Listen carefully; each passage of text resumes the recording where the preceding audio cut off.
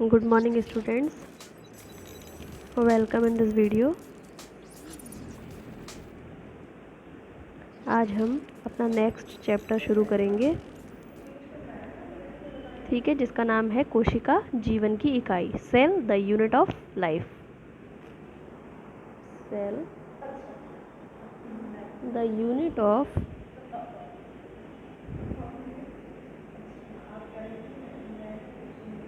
ठीक unit of life, कोशिका जीवन की इकाई।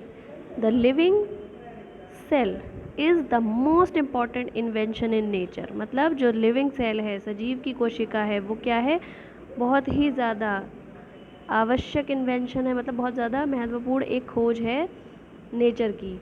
ठीक है, ये किसने कहा है? सर रूडोल्फ पीटर्स ने 1968 में। The living cell is the most important invention in nature.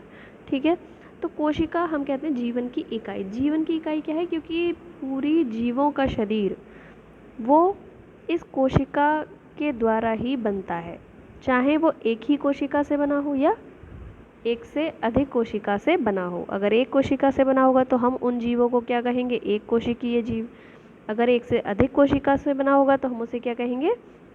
Multi cellular organism या फिर बहुकोशिकीय जीव। ठीक है, तो कोशिका की जो खोज हुई थी वो किसने की थी? रॉबर्ट हुक ने। किसने की थी? Robert Hooke. ठीक, रॉबर्ट हुक ने इसकी खोज की थी 1665 में। कब की थी? 1665 में।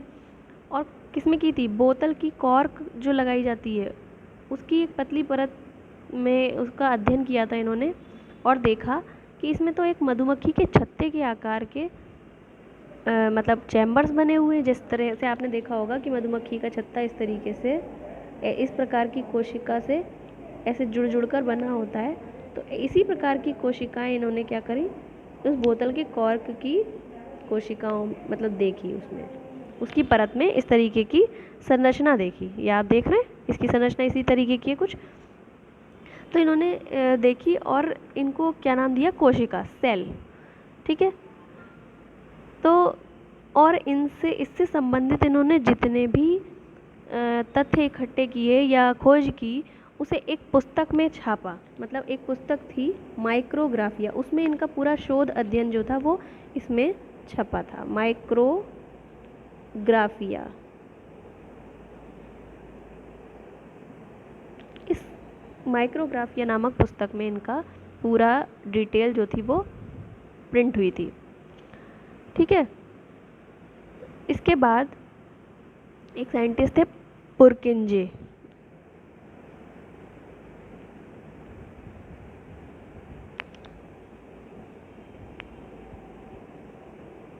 पुरकिंजे, इन्होंने 1837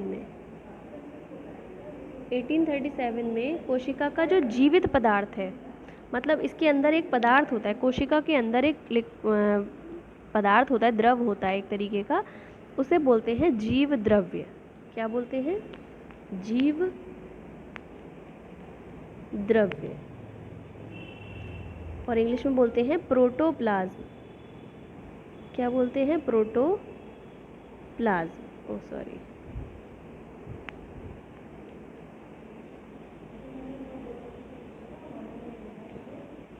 प्रोटोप्लाज्म।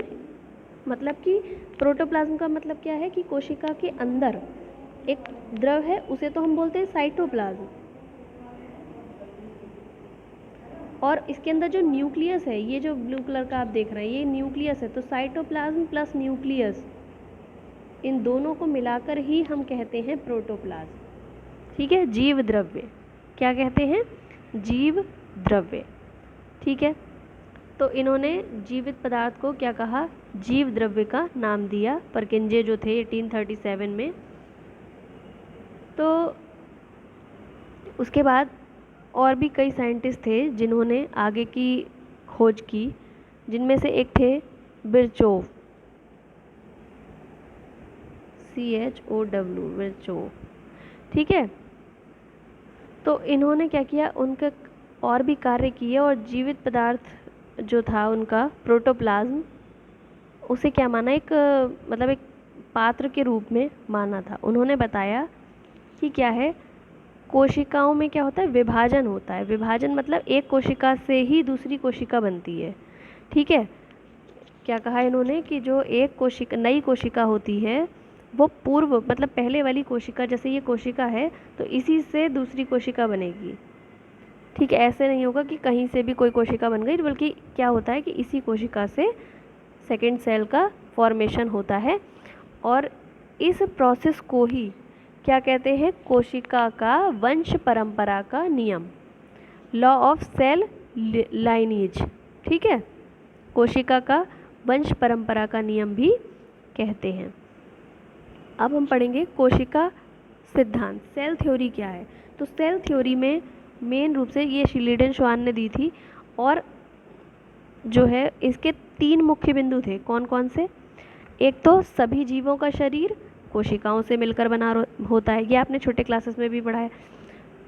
मतलब सभी जीवों का शरीर कोशिकाओं से मिलकर बना होता है।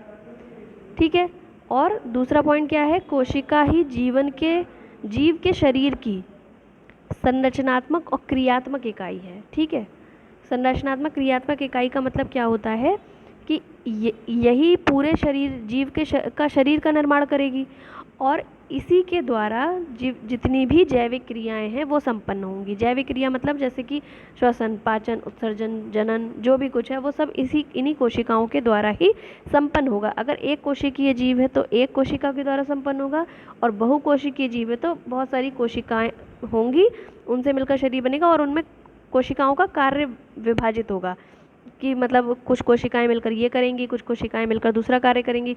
तो जिस तरीके से मतलब ऑर्गेनिज्म का डेवलपमेंट होता है, उसी प्रकार से इनके कार्यों का विभाजन होता है। ठीक है, तो इस तरीके से दूसरा पॉइंट क्या था इनका कि संरचनात्मक और क्रियात्मक मूलभूत इकाई है। ठीक है, तीसरा है कि सभी जो जीवित मतलब नई कोशिकाएं बनती हैं वो पूर्व जो पहले वाली कोशिका होती है उसी के द्वारा उनका निर्माण होता है। ठीक है, ये तो थी सेल थ्योरी, इसे आप याद कर लीजिएगा, केवल 3 पॉइंट्स हैं इसमें। अब जो कोशिका होती है वो 2 प्रकार की होती है। कौन कौन सी? एक प्रोकैरियोटिक और यूकैरियोटिक। आपने 9th क्लास में भी पढ़ा होगा, 9th क्लास में भी ये टॉपिक है, प्रोकैरियोटिक और यूकैरियोटिक। प्रोकैरियोटिक का मतलब क्या होता है, जिसमें सुविकसित केंद्रक नहीं पाया जाता। सुविकसित केंद्रक का मतलब क्या होता है कि केंद्रक, ऐसे कि केंद्रक होगा, उसके बाद इसके ऊपर केंद्रक झिल्ली होगी, केंद्रक छिद्र होंगे, केंद्रक द्रव्य होगा, उसके अंदर क्रोमोसोम होंगे। तो ये होता है वेल डेवलप्ड न्यूक्लियस, यानी सुविकसित केंद्रक। जबकि प्रोकैरियोटिक केंद्रक में क्या होता है, उसमें जेनेटिक मटेरियल, मतलब ये जो क्रोमोसोम, ये जो भी मटेरियल, जेनेटिक मटेरियल, वो ऐसे ही कोशिका द्रव्य के संपर्क में रहता है। मतलब कि ऐसे करके, जैसे कि बैक्टीरिया में, एक बैक्टीरिया की एक ये सेल होती है, बैक्टीरिया क्या है, प्रोकैरियोटिक कोशिका है, तो ये कोशिका ये है, और इसके अंदर जेनेटिक मटेरियल ऐसे ही पड़ा रहेगा, एक चेन के रूप में, ये कह लें सर्कल के रूप में। ठीक है, तो ये डायरेक्ट कोशिका द्रव्य, ये इसके अंदर, कोशिका के अंदर जो कोशिका द्रव्य होता है इसके संपर्क में डायरेक्ट रहता है। जबकि जो यूकैरियोटिक कोशिका होती है उसमें ऐसे ही जेनेटिक मटेरियल जो होता है वो कोशिका द्रव्य के संपर्क में डायरेक्ट नहीं होता है, जबकि वो किस में होता है, न्यूक्लियस के अंदर। और न्यूक्लियस के अंदर न्यूक्लियस मतलब वो केंद्रक झिल्ली होती है, न्यूक्लियर मेम्ब्रेन होती है, और केंद्रक छिद्र होते हैं। इसमें पूरा वेल डेवलप्ड एक केंद्रक होता है, उसके अंदर होता है जेनेटिक मटेरियल। ठीक है, तो ये अंतर होता है। और भी बहुत सारे अंतर होते हैं, जैसे कि इसमें बहुत सारे जो कोशिकांग हैं प्रोकैरियोटिक कोशिका में वो नहीं पाए जाते, जैसे कि लवक है, गोल्जी बॉडी है ना, तारकाय है, मतलब सेंट्रोसोम, माइटोकॉन्ड्रिया है, ये सब नहीं होते। ठीक है, जबकि ये सब यूकैरियोटिक कोशिका में पाए जाते हैं। और जो इनका जेनेटिक मटेरियल होता है प्रोकैरियोटिक कोशिका का, उनको हम बोलते हैं न्यूक्लियोइड। न्यूक्लियोइड, ठीक है, जबकि इसमें न्यूक्लियस होता है, वेल डेवलप्ड सुविकसित केंद्रक पाया जाता है।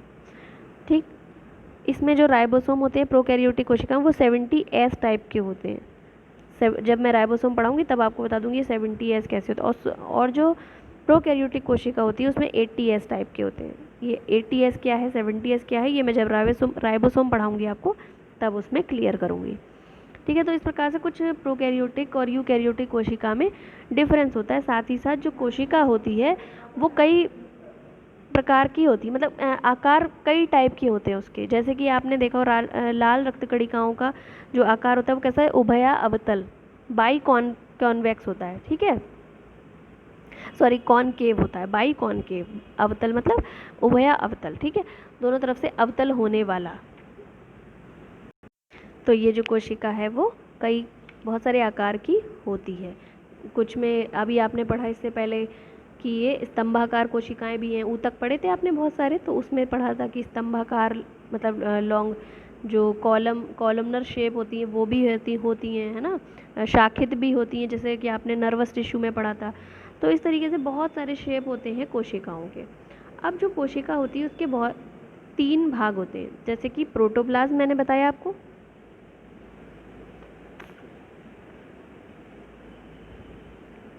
दूसरा वैक्यूल और तीसरा सेल वॉल। अगर हम प्लांट सेल की बात करेंगे तो सेल वॉल हो जाएगी, अदरवाइज सेल मेम्ब्रेन आपको मिलेगी, मतलब कोशिका झिल्ली। ये कोशिका भित्ति होती है सेल वॉल, और सेल मेम्ब्रेन को बोलते हैं कोशिका झिल्ली। ठीक है, अगर पादप कोशिका होगी तो क्या होगा, कोशिका भित्ति होगी, और अगर जंतु कोशिका होगी तो उसमें कोशिका भित्ति नहीं पाई जाती, जबकि डायरेक्ट क्या होती, सेल मेम्ब्रेन या कोशिका झिल्ली। ये पादप कोशिका का आप चित्र देख रहे हैं, इसमें सबसे बाहर जो वो होती है संरचना होती है वो क्या होती है, ये सेल वॉल, कोशिका भित्ति। ठीक है, तो उसके बाद इसमें ये अंदर न्यूक्लियस है और अंदर बीच में क्या है, एक साइटोप्लाज्म है, मतलब कोशिका द्रव्य है। ठीक है, साइटोप्लाज्म को हम क्या बोलते हैं, कोशिका द्रव्य, ये लिखा है साइटोप्लाज्म। ठीक है, उसके बाद और साइटोप्लाज्म और न्यूक्लियस को मिलाकर ही हम क्या बोल देते हैं, प्रोटोप्लाज्म। ठीक है, उसके अलावा इसमें बहुत सारे ऑर्गेनल पाए जाते हैं। ये एक सुविकसित केंद्रक मतलब यूकैरियोटिक कोशिका का चित्र है, तो उसमें पादप कोशिका का चित्र है, तो इसमें क्या पाई जाती है, smooth endoplasmic reticulum, ribosome, rough endoplasm, मतलब एंडोप्लाज्मिक रेटिकुलम 2 टाइप की होती है, स्मूथ और रफ। फिर क्लोरोप्लास्ट यानी हरित लवक, माइटोकॉन्ड्रिया, साइटोप्लाज्म मैंने बता दिया, प्लाज्मोडेस्मेटा, पेरोक्सीसोम और प्लाज्मा मेम्ब्रेन इसके अंदर वाली लेयर होती है। सेल वॉल के अंदर वाली लेयर क्या कहलाती है, ये जो हल्की वाली दिख रही है क्या है, ये है सेल मेम्ब्रेन। ठीक है, या प्लाज्मा मेम्ब्रेन भी बोलते हैं, जीवद्रव्य झिल्ली भी बोलते हैं, कोशिका झिल्ली भी बोलते हैं, बहुत सारे नाम हैं इसके। ठीक है, उसके बाद ये साइटोस्केलेटन, गोल्जी एपरेटस, वैक्यूल। पादप कोशिका में जो दिखी ये वैक्यूल है, ये आपको जो हल्की सी दिख रही है ये बहुत बड़ी होती है, जबकि जंतु कोशिकाओं में ये वैक्यूल बहुत छोटी छोटी होती है। न्यूक्लियस पादप कोशिका में एकदम किनारे की तरफ होता है, जबकि जंतु कोशिका में बीच में होता है। कुछ पादप कोशिका और जंतु कोशिका में अंतर होते हैं, प्रोकैरियोटिक यूकैरियोटिक कोशिका में अंतर होते हैं, तो इनको में हम एक एक करके डिस्कस करेंगे।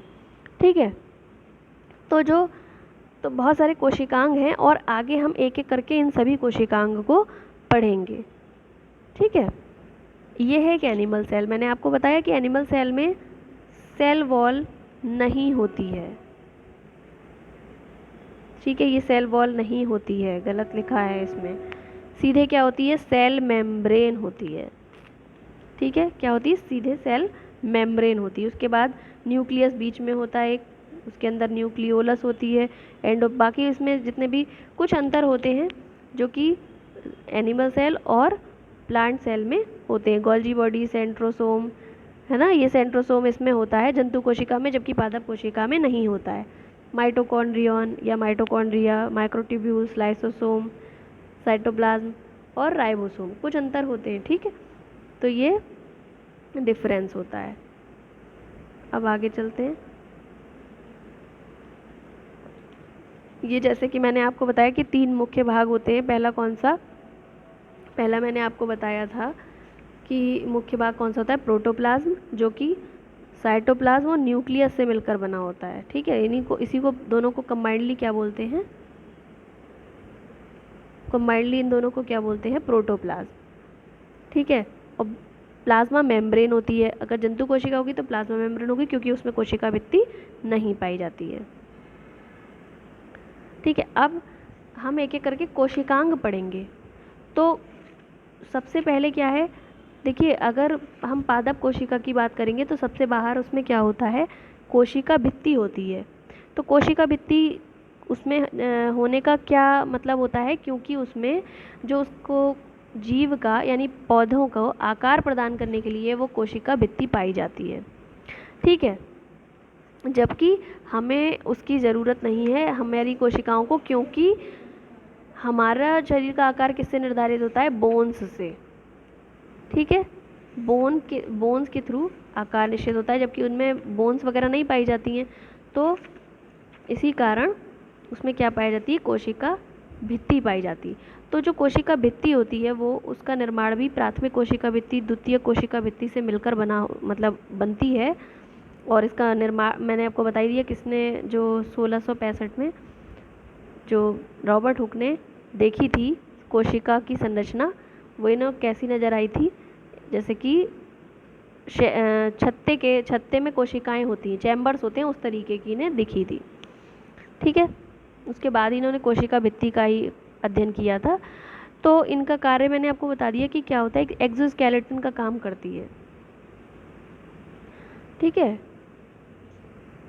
और कोशिका भित्ति कोशिका को क्या प्रदान करती है? एक निश्चित आकार प्रदान करती है। ठीक है, उसके बाद जो अगर हम जंतु कोशिका की बात करेंगे तो उसमें सबसे पहले क्या होता है? कोशिका झिल्ली, प्लाज्मा मेम्ब्रेन। तो ये प्लाज्मा मेम्ब्रेन सबसे पहले पढ़ेंगे हम। तो प्लाज्मा मेम्ब्रेन जो होती है उसके बहुत सारे मॉडल दिए गए थे। कौन कौन से मॉडल दिए गए थे? एक पहला मॉडल दिया गया था सैंडविच मॉडल। कौन सा मॉडल? सैंडविच मॉडल, जिसे किसने दिया था? डैनियली और डैप्सन ने। दो साइंटिस्ट थे, डैनियली और डॉब्सन। तो इन्होंने 1935 में सैंडविच मॉडल प्रस्तुत किया था और ये बताया कि जो कोशिका झिल्ली होती है वो लिपिड और प्रोटीन की बनी होती है, जिसमें से जैसे ये ऊपर एक लेयर होती है, देखिए ऊपर एक लेयर होती है प्रोटीन की, बीच में दो लेयर्स ऐसे करके, ये एक लेयर ये हो गई, एक लेयर ये हो गई, दो लेयर किसकी होती है? लिपिड की। और नीचे फिर से क्या किसकी लेयर होती है? प्रोटीन की। ऊपर प्रोटीन की लेयर, नीचे प्रोटीन की लेयर, और बीच में लिपिड की दोहरी लेयर, दो स्तरीय लिपिड की लेयर। ठीक है, डबल लेयर। इस तरीके से जो उन्होंने कहा, सैंडविच क्यों कहते हैं इसे? क्योंकि लिपिड की जो दोहरी लेयर है वो इस प्रोटीन वाली लेयर के बीच में दबी रहती है, इसलिए इसे कहते हैं सैंडविच मॉडल, जो कि किसने दिया था? डैनियली डैप्सन। जो बहुत ज़्यादा इंपॉर्टेंट नहीं है, लेकिन हाँ आप लोगों को मैंने बता दिया। उसके बाद और रॉबर्टसन एक साइंटिस्ट थे, तो उन्होंने यूनिट मेम्ब्रेन मॉडल दिया था। कौन सा दिया था? यूनिट मेम्ब्रेन, एकक झिल्ली की जो विचारधारा थी वो दी थी। यूनिट मेम्ब्रेन, इनको भी ये सेम था कि ऊपर जो है प्रोटीन की लेयर होगी, नीचे होगी, और बीच में लिपिड की दोहरी लेयर होगी। तो इन्होंने ये कहा कि ये जो पूरी 4 लेयर हैं, मतलब एक प्रोटीन की लेयर ये, एक ये और दो ये, 4 लेयर हैं, इसको पूरी को इन्होंने क्या कहा? यूनिट मेम्ब्रेन कहा। क्या कहा? एकक झिल्ली या यूनिट मेम्ब्रेन कहा। ठीक है, तो इस प्रकार से इन्होंने भी ये प्लाज्मा झिल्ली का जो मॉडल था, यूनिट मेम्ब्रेन मॉडल जिसे बोलते हैं, ये दिया था। जो सबसे मोस्ट इम्पॉर्टेंट मॉडल है वो है तरल मोज़ेक मॉडल या फिर फ्लूइड मोज़ेक मॉडल, जो कि सिंगर और निकोलसन ने दिया था। किसने दिया था? सिंगर एंड निकोलसन ने। सिंगर और निकोलसन ने ये मॉडल दिया था, जिसके अकॉर्डिंग क्या था कि जो प्लाज्मा झिल्ली होती वो बनी तो, और किस में दिया था? 1972 में दिया था। ठीक है, ये ध्यान रखना। इसको इन्होंने क्या कहा कि ये बनी तो लिपिड प्रोटीन की ही होती है, लिपिड और प्रोटीन की, लेकिन इसके अरेंजमेंट में इन्होंने अंतर बताया था। कैसे? जैसे सबसे पहले क्या होती है? लिपिड की लेयर, मतलब सॉरी प्रोटीन की लेयर, फिर बीच में लिपिड की लेयर और नीचे प्रोटीन की लेयर, और साथ में जो प्रोटीन होती है वो बीच में भी होती है, इनके बीच में भी। जैसे कि आप ये देखो, ऊपर क्या है, प्रोटीन की लेयर है, नीचे प्रोटीन की लेयर है। ये अलग अलग टाइप की प्रोटीन है, इसको आप कंफ्यूज मत होना, ये अलग अलग टाइप की इन्होंने प्रोटीन लिख दी है, लेकिन आप सिंपल जान लो कि नीचे प्रोटीन की लेयर होती है, ऊपर प्रोटीन की लेयर होती है, बीच में ये जो आपको दिख रही है ये एक लेयर, ये एक लेयर, ये लिपिड की लेयर है, साथ में ये बीच में प्रोटीन भी होती है जिसे हम बोलते हैं इंटीग्रल प्रोटीन। ठीक है, तो इन्होंने इस प्रकार से ही क्या दिया था, फ्लूइड मोज़ेक मॉडल। और इसकी टोटल लेंथ कितनी होती है, 75 एंगस्ट्रॉम। ठीक है, क्योंकि ये जो ऊपर वाली लेयर है ये कितने की हो गई, 20 एंगस्ट्रॉम, नीचे 20 और बीच की लेयर 25 एंगस्ट्रॉम। ये पहले वाले मॉडल्स में भी दी गई थी, जबकि इन्होंने क्या बताया था, फ्लूइड मोज़ेक मॉडल में सिंगर निकलसन ने क्या बताया था कि एक लिपिड की लेयर, प्रोटीन की लेयर ऊपर होती है, एक नीचे होती है, और बीच में लिपिड की बाई लेयर होती है, और बीच में इंटीग्रल प्रोटीन होती है। मतलब प्रोटीन, बाकियों ने ये बताया था कि प्रोटीन की लेयर ऊपर और नीचे होती है, जबकि इन्होंने ये बताया था कि प्रोटीन की जो लेयर होती है वो बीच में भी, मतलब बीच बीच में भी प्रोटीन पाई जाती है, जिसे हम इंटीग्रल प्रोटीन बोलते हैं। ठीक है, तो इस तरह से इन्होंने क्या दिया था, तरल मोज़ेक मॉडल। आउटर प्रोटीन जो होती है उसे हम क्या बोलते हैं, एक्सट्रिंसिक प्रोटीन, मतलब बाह्य प्रोटीन, एक्सट्रिंसिक प्रोटीन, और इसे हम बोलते हैं इंट्रिंसिक प्रोटीन। क्या बोलते हैं, इंट्रिंसिक प्रोटीन। तो इस तरीके से सिंगर निकलसन ने 1972 में फ्लूइड मोज़ेक मॉडल को दिया था। और इसका जो कार्य होता है प्लाज्मा झिल्ली का, या जीव द्रव्य कला का, या कोशिका झिल्ली का, प्लाज्मा मेम्ब्रेन का, ये सब इसी के नाम है, ध्यान रखिएगा, कंफ्यूज होने की ज़रूरत नहीं है। तो इसका क्या, एक तो आकृति भी निश्चित बनाए रखती है, बाह्य आघातों से रक्षा करती है, और इसमें रीजनरेशन की भी क्षमता होती है, आवश्यक पदार्थों को इधर, मतलब पदार्थों का आदान प्रदान का नियंत्रण करती है। ये इसके सब कार्य होते हैं। ठीक है, तो इसके बाद हम एक एक करके आगे और भी कोशिकांग पढ़ेंगे। इस वीडियो में हम इतना ही पढ़ेंगे। Thank you so much, stay connected.